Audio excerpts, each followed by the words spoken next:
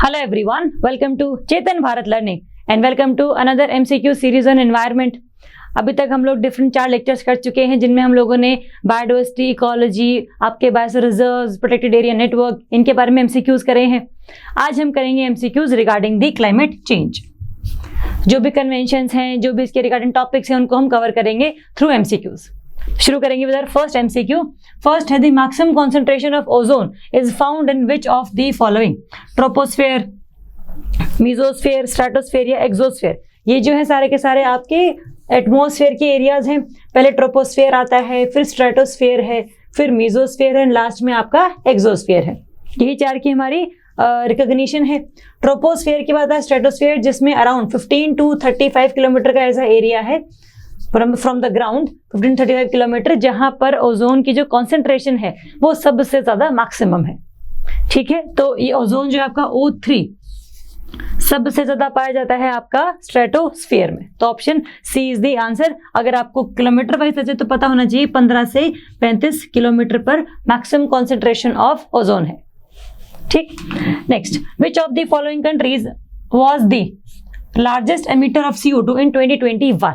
हर साल ये data release होता है। 2021 में सबसे ज्यादा CO2 किसने एमिट करी थी कंट्री वाइज?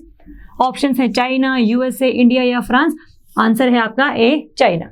चाइना के बाद USA है, USA के बाद इंडिया है। USA is at the second number and India is at the third number. तो यहाँ हम CO2 की बात कर रहे हैं, हम प्रॉपर जो ग्रीन हाउस गैस है उसकी बात कर रहे हैं।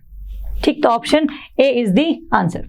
नेक्स्ट है, which one of the following green house gases is largest concentration in the atmosphere? कि एटमॉस्फेयर में सबसे ज्यादा ऐसी कौन सी गैस है जो ग्रीन हाउस गैस भी है और उसकी अमाउंट भी सबसे ज्यादा है? ऑप्शंस है chlorofluorocarbon, yes they are green house gases.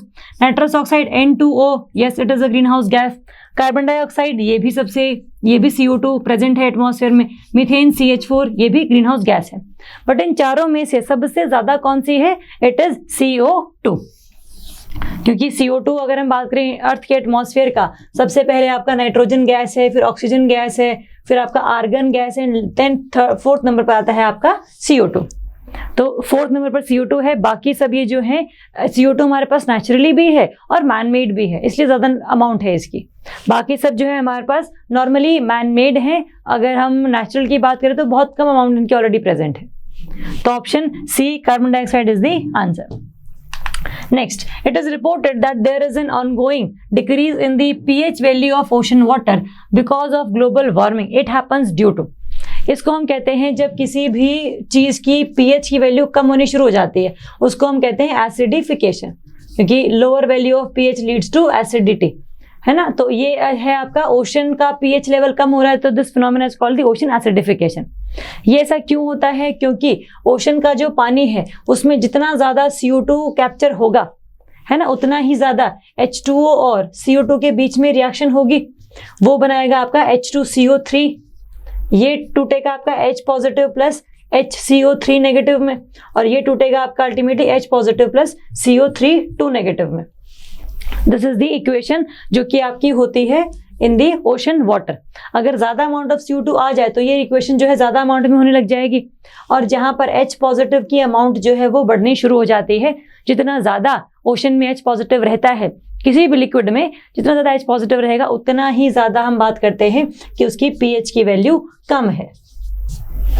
तो more H positive leads to more acidity, तो इट इज एसिडिफिकेशन। क्योंकि CO2 की अमाउंट ज्यादा कैप्चर कर रहा है ओशन का वाटर, और ये पूरी इक्वेशन हो रही है, तो H पॉजिटिव की अमाउंट ज्यादा बढ़ रही है, तो ultimately this leads to ocean acidification.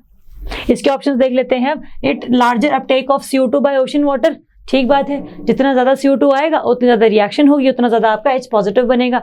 जितने ज्यादा H पॉजिटिव आयंस होते हैं किसी भी लिक्विड में, उतना ही उसका pH भी कम होता है। ठीक है, तो ये ध्यान रखेंगे। तो option A is the answer. Next, the technique of inducing rain from cloud is called cloud computing, cloud control, cloud engineering या cloud seeding. This is known as the cloud seeding. इसमें होता क्या है, आर्टिफिशियली हम लोग rain करवाते हैं। For example अगर हम रेन की बात करें तो रेन होने के लिए आपको चाहिए होते हैं एक तो डस्ट पार्टिकल्स, और चाहिए होता है आपको मॉइस्चर लेवल, या फिर हम बोल सकते हैं वाटर वेपर। तो वाटर वेपर तो है हमारे पास, बस डस्ट पार्टिकल्स नहीं होते हैं हमारे पास। तो डस्ट पार्टिकल्स को हम लोग इंड्यूस करवाते हैं, फॉर एग्जांपल सिल्वर आयोडाइड से। तो they act as the cloud seeding mechanism, cloud seeding molecules. तो अल्टीमेटली हम ये पूरा का पूरा एटमॉस्फेयर में इसको स्प्रेड करते हैं, जो वाटर वेपर से इसके आके इसके साथ जाकर चिपकते हैं। वाटर वेपर अल्टीमेटली कन्वर्ट होते हैं वाटर लिक्विड में, और ये पूरा बनाते हैं आपका क्लाउड। और वो क्लाउड जो है जब पानी को नहीं झेल पाता है, ज्यादा मास हो जाता है, तब अल्टीमेटली उसका जो है रेनफॉल की फॉर्म में नीचे आ जाता है। ठीक है, तो ये ध्यान रखेंगे, इट इज दी रेनफॉल होने का मैकेनिज्म। इसको हम क्या कहते हैं, क्लाउड सीडिंग। मतलब बेसिकली हम लोगों ने क्लाउड पहले खुद से बनाया है, नेचुरली नहीं बना है ये। तो option D is the answer.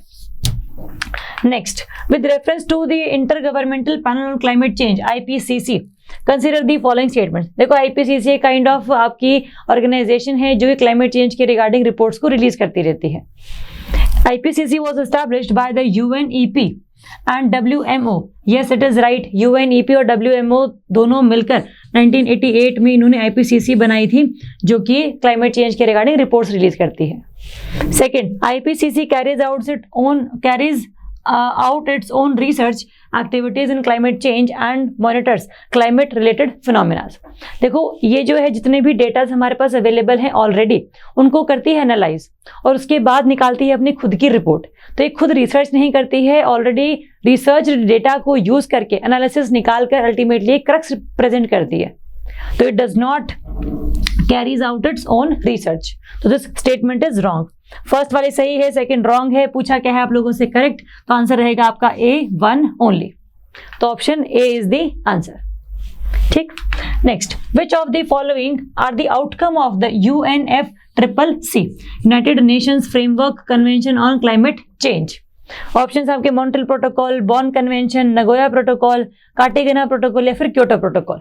देखो जो UNFCCC है उसके लिए क्योटो प्रोटोकॉल तो आया ही था। क्योटो प्रोटोकॉल है ही क्लाइमेट चेंज के रिगार्डिंग, और ये कन्वेंशन भी आपके क्लाइमेट चेंज के रिगार्डिंग है। ऑन दी अदर हैंड जो मॉन्ट्रियल प्रोटोकॉल है वो आया था आपका वियना कन्वेंशन के बाद, जो कि आपका ओजोन डिप्लीशन को रोकने के लिए है। बॉन कन्वेंशन है आपके कन्वेंशन ऑन माइग्रेटरी स्पीशी, जहां पर एक्वाटिक माइग्रेटरी भी हैं, जहां पर आपके एवियन माइग्रेटरी भी हैं, और साथ में आपके लैंड माइग्रेटरी भी हैं। तो ये तो उसके रिगार्डिंग है।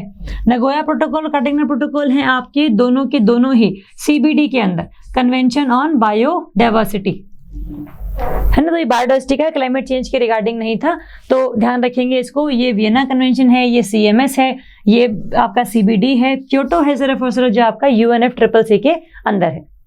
तो ऑप्शन ओनली 5, तो D option is the answer. ठीक है, तो आपको ये सभी के बारे में पता हो कि कब है 1987 में आपका मॉन्ट्रियल प्रोटोकॉल, तो ये ध्यान रखेंगे। 1985 में आई आपकी वियना कन्वेंशन, 1992 में आई है आपकी UNFCCC। तो इनके जो ईयर्स हैं वो अपने को पता हो। 1997 में है आपका क्योटो प्रोटोकॉल। ठीक, next, with reference to the Paris Agreement, consider the following statements. The Paris Agreement is a binding treaty to reduce carbon emissions. ठीक बात है, it is a kind of binding treaty, क्योंकि हर एक country को अपनी report submit करवानी है कि आपने पिछले साल में क्या किया है रिगार्डिंग द क्लाइमेट चेंज। तो in this way it is a kind of binding treaty. As per the agreement, all parties to the agreement report regularly on their emissions and on their implementation efforts. ठीक बात है, हर साल आपको एक report publish करनी है। USA is a part of Paris Agreement. पहले जब Paris Agreement 2015 में हुआ था तब USA was the part, but जब डोनाल्ड ट्रंप आए तो उन्होंने USA को बाहर निकाल लिया इससे Paris Agreement से। बट दोबारा गवर्नमेंट चेंज हुई है तो USA has again ratified the Paris Agreement. तो ये भी आपका पार्ट सही है कि USA is now a part of the Paris agreement. तो पूछा क्या आपसे करेक्ट, तो तीनों ही सही है, तो आंसर क्या रहेगा आपका 1, 2 एंड 3। यहाँ पर हम कंफ्यूज नहीं होंगे, बाइंडिंग ट्रीटी है, क्योंकि बाइंडिंग ट्रीटी का बेसिकली मतलब है कि जिस भी कंट्री ने अपने टारगेट्स खुद डिसाइड किए हैं, उन टारगेट्स पर उन्होंने क्या काम किया है, that would be legally binding. क्योंकि एक टारगेट सभी कंट्रीज को नहीं दिया गया है, हर कंट्री ने अपने टारगेट खुद चूज किए हैं। 2030 तक हम ये कर देंगे, 2050 तक हम ये कर देंगे। तो अगर आपने वो टारगेट्स खुद चूज किए हैं तो ultimately it is a kind of binding treaty. ठीक है। नेक्स्ट हम बात करेंगे विच of the following organisations publishes the global risk report, WEF, world bank, UN या फिर IMF। Answer is WEF, global risk report. ये हर साल बताती है हमें कि जितने भी अमाउंट ऑफ 10 रिस्क हैं वो क्या क्या है, आपको किससे बचना है। तो मेजरली जो रिस्क होते हैं वो एनवायरनमेंट के रिगार्डिंग ही है कि एनवायरनमेंट पोल्यूशन है, बायोडाइवर्सिटी का लॉस है, क्लाइमेट एक्शन हम लोग नहीं कर पा रहे हैं। तो इसके रिगार्डिंग जो है ये रिपोर्ट पब्लिश की जाती है बाय WEF। इसको आप लोग एक बार चेक कर लेना कि ये हर साल रिपोर्ट आती है या फिर ये आपकी बाइनियल है, 2 साल में एक बार है। इसको हम चेक कर लेंगे एक बार, ठीक है। Option A is the answer but इस क्वेश्चन का। Next, with reference to the climate change, consider the following statements. First, climate change performance index tracks countries' efforts to combat climate change. देखो नाम से क्लियर है, climate change के ऊपर कितनी countries ने परफॉर्म किया है। तो क्लाइमेट चेंज परफॉर्मेंस इंडेक्स हर कंट्री का जो एफर्ट है उसको देखता है। तो this option is correct. The index is published annually by the World Bank. देखो ये वर्ल्ड बैंक पब्लिश नहीं करता है, it is published by German Watch, New Climate Institute and Climate Action Network. इन तीनों के द्वारा ये जो इंडेक्स है वो रिलीज किया जाता है। ये बताते हैं कि कौन सी कंट्री फर्स्ट नंबर पर है, सेकंड नंबर पर है, कि उन्होंने जो सोचा था वो उन्होंने अचीव कर लिया, क्लाइमेट चेंज के रिगार्डिंग पॉलिसीज बढ़िया से इंप्लीमेंट कर दी। तो इसीलिए जो फर्स्ट 3 रैंक्स हैं ये अभी तक एम्प्टी हैं कि किसी भी कंट्री ने जितना हम लोगों ने सोचा था उतना अचीव नहीं किया है अभी तक। तो जो 4th रैंक है वो मिला है आपके डेनमार्क को, जो 5th रैंक है वो है आपके स्वीडन का। इंडिया की बात अगर हम करें तो India is on the 10th number. तो पब्लिश कौन करता है, इंडिया का रैंक कितना है, टॉप किसने किया है, और ये वर्ल्ड बैंक नहीं पब्लिश करता है, ये 3 इंस्टीट्यूट्स मिलकर पब्लिश करते हैं। तो this is the wrong statement, only 1 is correct. पूछा भी करेक्ट है तो आंसर रहेगा आपका ए, ओनली 1। ठीक। Next, consider the following statements. Volcanic eruptions help in cooling of the atmosphere. देखो जब वोल्केनिक इरप्शंस होते हैं तो काफी सारे जो मॉलिक्यूल्स हैं वो हवा में चले जाते हैं, एरोसोल्स इनको हम लोग बोलते हैं। तो जो एरोसोल्स होते हैं ना वो अल्टीमेटली जो आने वाली सन की रेडिएशन है उसको रिफ्लेक्ट बैक कर देते हैं दोबारा से। तो अल्टीमेटली एरोसोल से टकरा कर वो चीज धरती के सरफेस तक नहीं आ पाती। तो इसीलिए जो एरोसोल्स हैं आपके सोलर रेडिएशन को वापस भेज देते हैं, वो धरती तक नहीं आ पाती। तो ultimately they are helpful in cooling of the atmosphere और कूलिंग ऑफ द अर्थ का सरफेस। ठीक, तो ये भी ध्यान रखेंगे। The government of India has launched a scheme for 100% solarization of Konark Sun Temple. ये भी बात सही है कि हमने ये स्कीम को लॉन्च किया है, इसको हम लोग अचीव भी कर चुके हैं अब। ठीक है, तो ध्यान रखेंगे। Fluorinated gases can be removed from the upper atmosphere if they are destroyed there by the sunlight. तो कुछ नॉर्मली जो आपके फ्लोरिनेटेड गैसेस हैं, फॉर एग्जांपल CFCs हो गए, HFCs हो गए, HCFCs हो गए, ये नॉर्मली जो हमारा ट्रोपोस्फेयर है, जो सबसे नीचे वाली लेयर है एटमॉस्फेयर की, वहां पर ये इतना जल्दी खत्म नहीं हो जाते, लेकिन धीरे धीरे करके ये अपर एटमॉस्फेयर में जाते हैं और वहां पर अगर सन की इंटेंसिटी बहुत ज्यादा इनके ऊपर पड़ती है तो दोज कैन बी डिस्ट्रॉयड। ठीक है, तो ध्यान रखेंगे, yes they can be removed from the upper atmosphere, lower atmosphere से रिमूव नहीं होते हैं। तो फर्स्ट भी सही है हमारा, कूलिंग करता है volcanic eruptions. Government of India ने भी लॉन्च करी है ये वाली स्कीम, और yes they can be removed. पूछा क्या है करेक्ट, तो आंसर है आपका ए, 1, 2 एंड 3 ओनली। ठीक है, तो ध्यान रखेंगे ये एरोसोल जो है एटमॉस्फेयर को कूल करते हैं, क्योंकि भले ही अर्थ के सरफेस तक नहीं पहुंचे हैं बट फिर भी नॉर्मली होता क्या है, अर्थ का जो एटमॉस्फेयर है that is heated by the terrestrial radiations जो कि अर्थ रिलीज करती है। अर्थ का एटमॉस्फेयर जो है वो आने वाली इंसुलेशन से हीट नहीं होता है जितना जाने वाली TR से होता है। ठीक है, तो ध्यान रखेंगे इसे। तो इसीलिए एटमॉस्फेयर भी हमारा हीट नहीं हो पाता। तो option this is correct. Next, which of the following statement is correct regarding global warming potential, GWP? First, it is a measure of the total energy that a gas absorbs over a period of 1000 years. नहीं, it is a kind of total energy that a gas absorbs over a period of 100 years. 1000 years का जो data है वो हमारे पास है भी नहीं, तो 100 सालों का डेटा है, तो the statement is wrong. A gas of higher global warming potential contains higher capacity to absorb heat energy.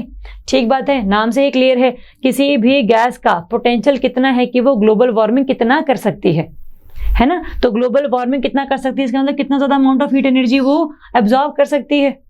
तो this option is correct. Water vapour serves a baseline for calculating global warming potential of other gases. देखो जो सबसे important gas है हमारी green house gas, that is CO2. इसीलिए हम CO2 को baseline भी मानते हैं कि अगर हमें किसी और गैस का GWP देखना है तो ultimately CO2 would be the standardised gas. ठीक है, तो वाटर वेपर नहीं है, this option is wrong. First भी रॉन्ग है, थर्ड भी रॉन्ग है, ओनली 2 इज करेक्ट. पूछा भी करेक्ट है तो आंसर रहेगा आपका A2 ओनली. ठीक. Next, the depth at which the rate of dissolution of calcite begins to increase dramatically is known as. देखो नॉर्मली क्या होता है, ये ओशन है ना, ओशन का ये सरफेस है. जैसे जैसे आप ओशन में नीचे जाते चले जाओगे है ना, ये सारा का सारा पानी है आपका, एक ऐसी डेप्थ आती है जहां पर इससे आगे एकदम से जो आपका कैल्शियम कार्बोनेट है वो डिसॉल्व होना शुरू हो जाता है. इससे पहले कैल्शियम कार्बोनेट डिसॉल्व नहीं होता है ना, लेकिन यहाँ पर एकदम से डिसॉल्व होना शुरू हो जाता है. This line is known as lysocline, pycnocline, thermocline या फिर halocline. This is known as the lysocline. जो पाइक्नोक्लाइन है ये आपका डेंसिटी का है कि जैसे जैसे आप लोग नीचे जा रहे हैं वैसे वैसे डेंसिटी एकदम से बढ़ रही है तो उसको हम पाइक्नोक्लाइन कहते हैं.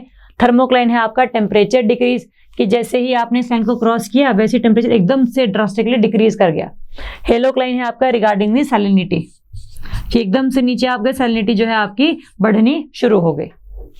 ठीक, तो बट कैल्साइट के रिगार्डिंग क्या है आपका lysocline. Option A is the answer. Next, consider the following statements with respect to ozone. First, ozone efficiently absorbs ultraviolet light thus acting like a sunscreen. देखो ओजोन स्ट्रेटोस्फीयर में है, ये इतना अपने को पता लग गया. अब ये नॉर्मली क्या करती है, यूवी लाइट को एब्जॉर्ब करती है और इससे यूवी लाइट अगर हमारी बॉडीज के ऊपर पड़ती है तो we can have the skin cancer. तो स्किन कैंसर बचाती है बेसिकली ओजोन हमारे लिए. तो अल्ट्रावायलेट लाइट को एब्जॉर्ब करती है, इसीलिए सनस्क्रीन तरीके से काम करती है. तो option this statement is correct. आपने देखा होगा सनस्क्रीन में वो भी आते हैं कि यूवी को रोकने के लिए है, ये SPF 50 है, SPF 30 है, तो ना वो सारे के सारे रहते हैं. तो उसमें सनस्क्रीन में आपकी ओजोन से बचने के लिए अल्ट्रावायलेट लाइट से बचने के लिए टेक्नोलॉजी होती है. Life on earth could not exist without the protective shield of the ozone layer. ठीक बात है, अगर ओजोन बहुत ज्यादा धरती के ऊपर होती है एटमॉस्फेयर में जहां पर हम रहते हैं, पहली बात तो बहुत डिजीज कॉज होती, जो प्लांट्स हैं वो भी नहीं सर्वाइव कर पाते अल्ट्रावायलेट लाइट को. तो जो एक हेल्दी लाइफ है हमारी वो हम नहीं जी पाते. तो क्या पता अर्थ के ऊपर लाइफ पॉसिबल ही ना हो पाती अगर अल्टीमेटली अल्ट्रावायलेट लाइट यहाँ पर पहुंचती रहती तो, है ना. तो this statement is also correct कि इट कुड नॉट एग्जिस्ट. पूछा क्या है करेक्ट, दोनों ही जब करेक्ट है तो आंसर क्या रहेगा आपका C, both 1 and 2. Next, consider the following statements regarding ozone hole in Antarctic. Okay, first, special weather conditions are responsible for the formation of ozone hole. देखो अंटार्कटिक पे ओजोन होल क्यों है, क्योंकि पहली बात तो वहां पर है आपके बहुत ही लो टेम्परेचर, और लो टेम्परेचर के होने की वजह से बनते हैं आपके पोलर वॉर्टेक्स, ऐसे तूफान जो कि अल्टीमेटली बहुत ठंडे तूफान हैं और उस एरिया को टेम्परेचर को और भी कम कर देते हैं. उनकी वजह से बनते हैं आपके polar stratospheric clouds. Polar stratospheric clouds, normally जो क्लाउड्स ट्रोपोस्फेयर में बनने चाहिए वो कहाँ बन रहे हैं आपके स्ट्रेटोस्फेयर में बन रहे हैं. ये क्लाउड जो हैं ये आपका एक सरफेस प्रोवाइड करते हैं किसी भी CFC को टूटने के लिए. नॉर्मली क्लोरोफ्लोरोकार्बन है ना, CFC में से आपका क्लोरीन रेडिकल बन जाएगा, आपका फ्लोरीन रेडिकल बन जाएगा. तो क्लोरीन रेडिकल अल्टीमेटली क्या है आपका ऑक्सीजन ओजोन से रिएक्ट करेगा और वो बनाएगा आपका ClO+O2. तो जो ओजोन को क्लोरीन रेडिकल जो है एब्जॉर्ब कर गया, तो जितना ज्यादा एब्जॉर्प्शन होगा ओजोन का विद दी क्लोरीन रेडिकल उतना ही आपका ओजोन की कॉन्सेंट्रेशन कम होनी शुरू हो जाएगी, है ना. तो ये है आपका कि लोअर टेम्परेचर की वजह से पोलर वॉर्टेक्स आता है, पोलर वॉर्टेक्स की वजह से आपका पोलर स्ट्रेटोस्फेरिक क्लाउड्स बनते हैं और ये क्लाउड्स एक सरफेस प्रोवाइड करते हैं जहां पर CFC का जो क्लोरीन है it will convert into chlorine radical और फिर ये ओजोन से रिएक्ट करेगा और अल्टीमेटली ओजोन को किसमें कन्वर्ट कर देगा, O2 में. ठीक, तो ये सारा ओजोन की डिप्लीशन है. तो ये special weather conditions are responsible. Special reactions occurring in polar stratospheric clouds contribute to the ozone hole formation. ये हमने बात ही करी है अभी कि it provides the surface. In Arctic, significant ozone depletion does not occur. ये ठीक बात है कि देखो ओजोन होल हर जगह होती है लेकिन अंटार्कटिका पर ज्यादा होती है, आर्कटिक पर ज्यादा नहीं होती है. ठीक है, क्योंकि वहां पर इतना लो टेम्परेचर नहीं होता है कि बहुत टाइम के लिए पोलर वोर्टेक्स जो है क्रिएट हो जाए और उसकी वजह से पीएससीज बन जाए। यहाँ पर लो टेम्परेचर है बट इतना नहीं है कि पोलर वोर्टेक्स काफी टाइम के लिए बना रहे, तो काफी टाइम के लिए बनेगा नहीं तो पीएससीज नहीं बनते। तो it is the correct statement. पूछा क्या है? करेक्ट। तीनों ही सही है, तो आंसर क्या रहेगा आपका? D, 1, 2 and 3। Next, consider the following statements with respect to the Kigali Agreement. Kigali Agreement is an amendment to the Montreal Protocol. ठीक बात है, मॉन्ट्रियल प्रोटोकॉल में हम लोगों ने बोला था कि हम लोग अगले 2030 तक CFCs और HCFCs को रिप्लेस कर देंगे बाय HFCs, है ना। क्लोरोफ्लोरोकार्बन प्लस हाइड्रोक्लोरोफ्लोरोकार्बन को हाइड्रोफ्लोरोकार्बन से रिप्लेस कर देंगे, because fluorine is not responsible for the ozone depletion. लेकिन हमें बाद में पता लगा कि जो HFC है ना, भले ही ओजोन को डिप्लीट नहीं करते, लेकिन अल्टीमेटली ये ग्लोबल वार्मिंग को कॉज करते हैं। It has a very high global warming potential. इसीलिए हम लोगों ने मॉन्ट्रियल प्रोटोकॉल में चेंज किया और ये बोला कि किगाली अग्रीमेंट के तहत हम लोग अब HFC को भी रिप्लेस करने की टेक्नोलॉजी जो है थोड़ा सा रिसर्च करेंगे। तो यस, किगाली अग्रीमेंट 2016 में हुआ था। It was an amendment to the Montreal protocol. First, as per the agreement, it is expected to reduce the projected production and consumption of hydrofluorocarbons by more than 80% over the next 30 years. ठीक बात है, अगले 2050 तक आते आते जो है 80% का जो HFC है उसको हम लोग खत्म कर देंगे, ना प्रोड्यूस करेंगे ना कंज्यूम करेंगे। This is correct statement. It is not a legally binding agreement between the signatory parties. देखो, ये मॉन्ट्रियल प्रोटोकॉल भी बाइंडिंग था, किगाली अग्रीमेंट भी बाइंडिंग है, तो it is not a legally binding treatment. तो ये स्टेटमेंट आपकी गलत हो जाती है। पूछा क्या है? करेक्ट, तो आंसर रहेगा आपका बी, 1 एंड 2 ओनली। ठीक है, तो it is a legally binding treaty. क्या है इसका पूरा बैकग्राउंड है, ये अपने को पता लग गया। Next, Miyawaki method is related to which of the following fields? Disaster management, cyber attack, irrigation या फिर afforestation। तो मियावाकी मेथड बेसिकली क्या होता है कि जिन एरियाज में बहुत ज़्यादा कम जगहें होती हैं पेड़ लगाने के लिए, तो आप क्या करते हैं, अपने रूफटॉप पर बहुत कम जगह पर अपने प्लांट्स उगाते हैं, और ये जो प्लांट्स है बहुत पास पास उगाते हैं। तो because of high competition for the resources, ये जो प्लांट हैं सबसे ज़्यादा अपना बेस्ट करते हैं कि रिसोर्सेज कम है तो जितना रिसोर्स मिल जाएगा उतना हमें कंज्यूम कर ले। तो in the shortage of resources many kind of plants and many kind of forest can be cultivated. तो this method is called the Miyawaki method.